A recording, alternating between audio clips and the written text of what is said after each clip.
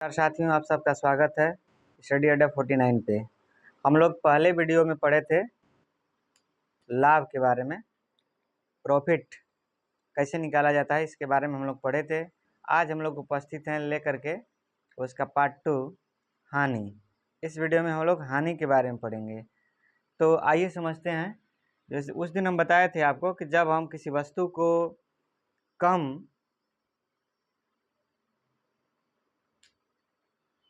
ज़्यादा कीमत में आप खरीद करके और उसको कम में बेच देंगे तो हमें क्या हो जाएगा, हानि हो जाएगा, लॉस हो जाएगा। जैसे हम कोई वस्तु को खरीद रहे हैं 50 रुपये में और उसे जो है कि हमें बेचना पड़ जाए 45 रुपये में, 25 रुपये में, 20 रुपये में, तो हमें हानि का सामना करना पड़ेगा। तो हानि कैसे निकाला जाता है यहाँ पे हम लोग देखेंगे। थोड़ा सा इसका एक फार्मूला तो पहले मैं आपको लिखवा चुका हूँ, फिर भी थोड़ा सा यहाँ पे हम लोग देख लेते हैं कैसे करना है। तो सबसे पहले हम लोग क्या करेंगे कि यहाँ पे हानि बराबर जो फार्मूला होता है उसको लिख लेते हैं ऊपर, ताकि बनाने में कोई दिक्कत नहीं होगा। हानि बराबर होता है हमारा क्रय मूल्य।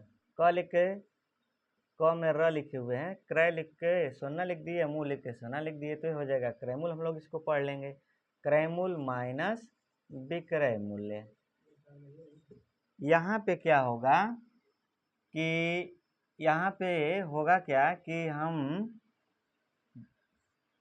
क्रय मूल्य हमेशा जो है बड़ा होगा किससे, विक्रय मूल्य से। यानी क्रय मूल्य बड़ा होगा विक्रय मूल्य से, विक्रय मूल्य छोटा होगा। एक उदाहरण से इसको हम लोग समझने का प्रयास करते हैं। यहाँ पे हम एक सवाल लिखते हैं, पहले आप इसको देखेंगे। मान लेते हैं कि नीतू, बढ़िया है, चल ही नहीं पा रहा है, पेन में कुछ दिक्कत है क्या। नीतू एक टीवी सेट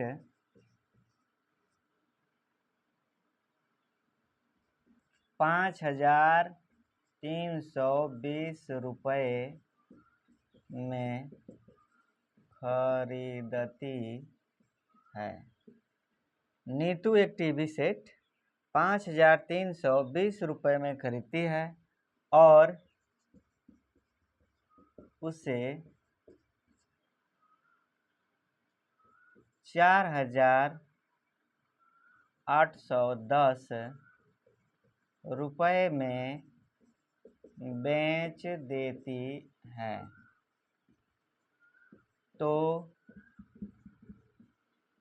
नीतू को कितने रुपए का लाभ या हानि हुई, ये रहा क्वेश्चन। ठीक है, तो यहाँ पे सवाल आप एक बार पुनः पढ़ लेते हैं कि नीतू एक टीवी सेट को 5,320 रुपये में खरीदती है और उसे 4,810 रुपये में बेच देती है। तो नीतू को कितने रुपए का लाभ या हानि होती है, ये हमें निकालना है। तो सबसे पहले इस सवाल में से हम लोग करेंगे क्या, इस सवाल में से हमको करना क्या है कि पहले क्रय मूल्य और विक्रय मूल्य को हम लोग लिख लेंगे। यहाँ पे हम इसको हल करेंगे। तो सबसे पहले हम क्या करेंगे, लिखेंगे यहाँ पे हम लिखेंगे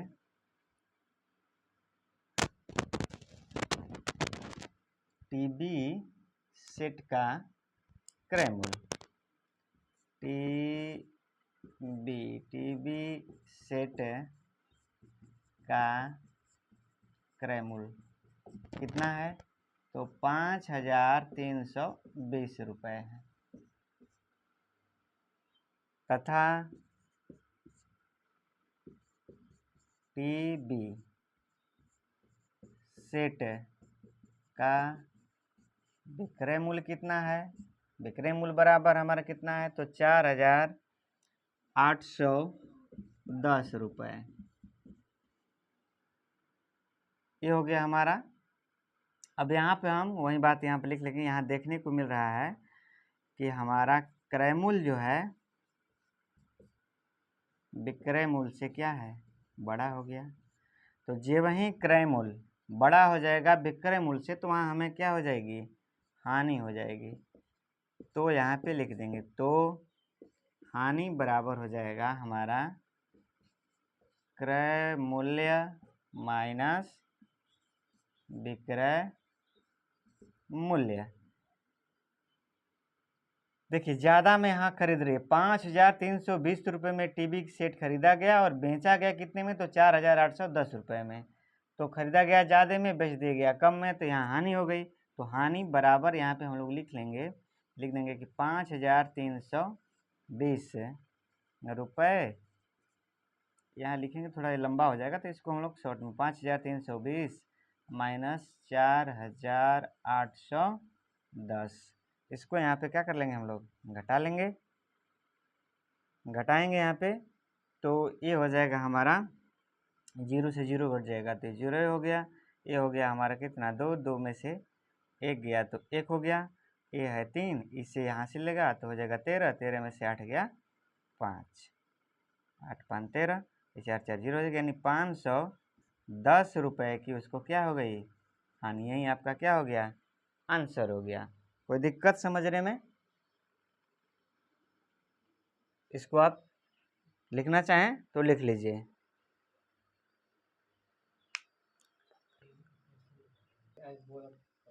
चलिए एक उदाहरण और देखते हैं, एक उदाहरण देख करके और समझ लेते हैं। इसमें हम लोग एक सवाल और लिखते हैं, दूसरा सवाल इसमें देखेंगे हम कि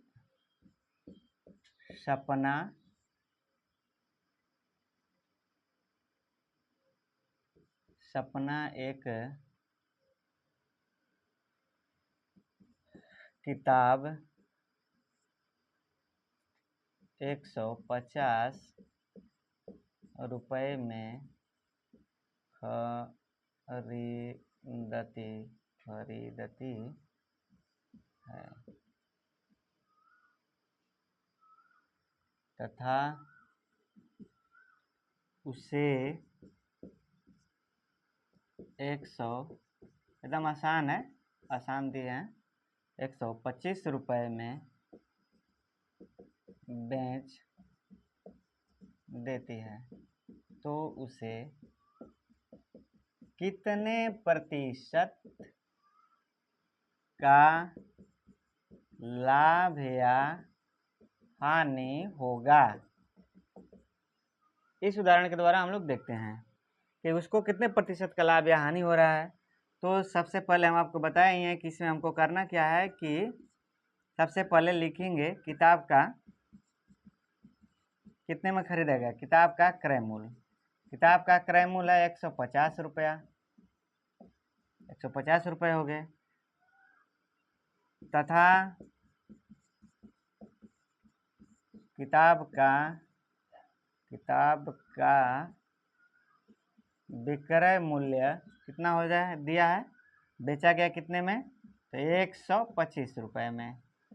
तो यहाँ पर खरीदा गया 150 रुपये का, बेचा गया 125 रुपये में। तो क्रय मूल्य बड़ा हो गया, यहाँ पे क्रय मूल्य बड़ा हो गया किससे, विक्रय मूल्य से। तो यहाँ पे हम करेंगे क्या कि अब सूत्र लिखेंगे, ये वाला सूत्र यहाँ पे लिख देंगे। पहले हानि, ये हानि, जो हानि प्रतिशत हमें यहाँ उसे कितने प्रतिशत का लाभ या हानि निकालना है, तो हानि प्रतिशत निकालने के लिए पहले हमको हानि निकालना होगा। जब हानि निकाल लेंगे तब जा करके हम हानि प्रतिशत निकाल पाएंगे। यहाँ तो लाभ होगा नहीं, क्योंकि ज़्यादा में खरीदा और कम में क्या कर दिया, बेच दिया। तो यहाँ पे हम क्या करेंगे कि हानि बराबर, यही फार्मूला लिखेंगे, हानि बराबर हो जाएगा क्रय मूल्य माइनस विक्रय मूल्य। क्रय मूल्य माइनस विक्रय मूल्य हो गया हमारा। तो क्रय मूल्य हमारा है 150 रुपया और यहाँ पे विक्रय मूल्य कितना है, 125 रुपया। ये समझने के लिए एकदम आसान दिया गया है। तो इसको जब 150 में से 125 घटाएंगे तो 25 रुपये का उसको क्या हो जाएगा, ये हानि हो जाएगा। क्या हो जाएगा, उसको 125 रुपये का हानि हो गया। अब हम यहाँ क्या करेंगे कि यहीं पे बगल में ही हम निकाल लेते हैं इसका क्या, हानि प्रतिशत। तो यहाँ पर हम लोग लिख सकते हैं हानि प्रतिशत। हानि प्रतिशत बराबर होता है फार्मूला अगली बार का लिखवाए हैं, हानि गुणे 100 बटा में क्रय मूल्य। तो हमारा हानि कितना है, हानि यहाँ देखिए कितना है, 25 रुपये का है, यहाँ लिख देंगे 25 गुणे 100। और क्रय मूल्य हमारा कितना है, क्रय मूल्य यहाँ देख लीजिएगा, क्रय मूल्य हमारा कितना है 150 रुपया, तो यहाँ पे 150 कर लेंगे। इसको कटाने का तरीका क्या है कि एक जीरो से एक जीरो काट लेंगे और 5 से इसको कटाते हैं, 5 पचे 25 और 5 तिया 15। अब ये क्या हो जाएगा, अब ऊपर का जो बचा है ऊपर में गुणा कर लेंगे तो 10 पचे कितना हो जाएगा, ये 50 हो जाएगा, बटा में क्या आ जाएगा 3। तो इसको सही बटा में करना चाहें तो सही बटा में हमारा कितना हो जाएगा, 16 3 48, 48 2 50 बटे 3। ये इतना प्रतिशत का उसको क्या हो गया, ये हो गया हानि। ये रहा आंसर। ठीक है, इसको नोट कर लीजिए।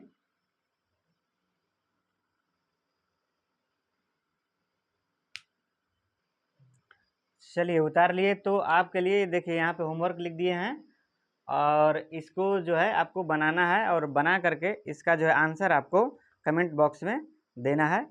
आज के लिए बस इतना ही। बहुत बहुत धन्यवाद। Thank you.